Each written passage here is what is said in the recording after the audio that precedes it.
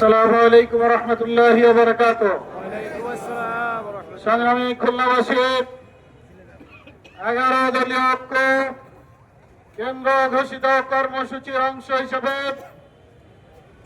আজ এই বিক্ষোভ মিছিলের পূর্বের সমাবেশের সংগ্রামী নেতৃবৃন্দ, সংগ্রামী খুলনাবাসী, ইতিমধ্যে আপনারা অবগত হয়েছেন বৈষম্যের বিরুদ্ধে,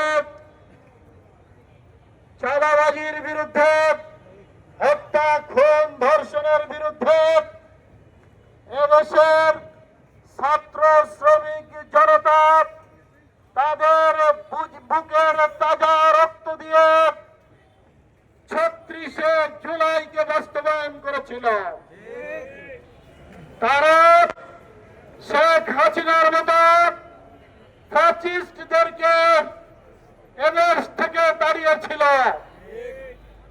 প্রায় 2000 মতো ছাত্র শ্রমিক, শিশু কিশোর, ছোট শিশুরা পর্যন্ত এই বৈষম্যের বিরুদ্ধে ন্যায় বিচার পাওয়ার লক্ষ্যে এদেশের মানুষের অধিকার আদায়ের জন্য তারা জীবন দিয়েছিল।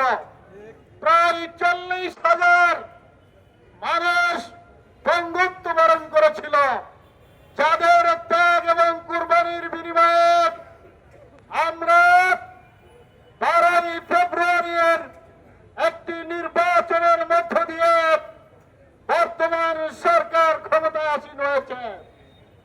এই সরকারকে আমরা বলে দিতে চাচ্ছি, যেদিন 2টা শপথ নেওয়ার কথা ছিল, আপনারা সেদিন এই রাষ্ট্রীয় সংস্কারের জন্য যে শপথ নেওয়ার কথা ছিল, সেদিন আপনারা সেটা নেননি।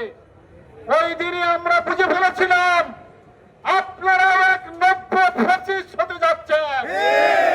আমরা সেদিন থেকে আপনাদের বলেছি, যাদের রক্তের বিনিময়ে আজ আপনি প্রধানমন্ত্রী, মন্ত্রী পরিষদের সদস্য হিসেবে আছেন, যারা আপনারা গাড়িতে পতাকা লাগিয়ে ঘুরছেন, সুযোগ সুবিধা ভোগ করছেন, তাদের ফিরে দেখা উচিত কাদের রক্তের উপরে দাঁড়িয়ে আপনারা আজ এই সুযোগ সুবিধাগুলো ভোগ করছেন।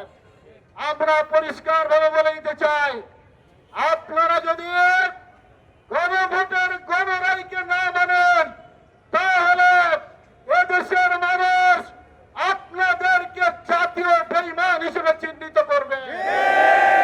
আপনাদের বিরুদ্ধে মাঠে নামতে এক বিন্দু কার্পণ্য করবে না তারা। সংগ্রামী ভাইরা আমার, আমরা আজ মাঠে নামতে বাধ্য হয়েছি, কোন প্রয়োজন ছিল না।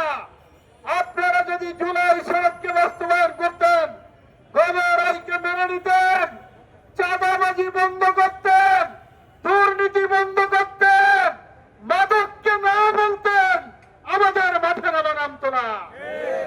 আজ দেশ জাতির কল্যাণের জন্য, এদেশের মানুষের অধিকার আদায়ের জন্য আজ আমরা মাঠে নেমেছি।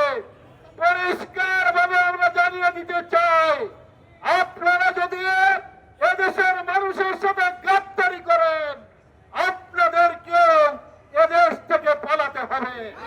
সংগ্রামী বন্ধুগণ, আমাদের জুলাই আগস্ট ব্যাপী একাধিক কর্মসূচি রয়েছে।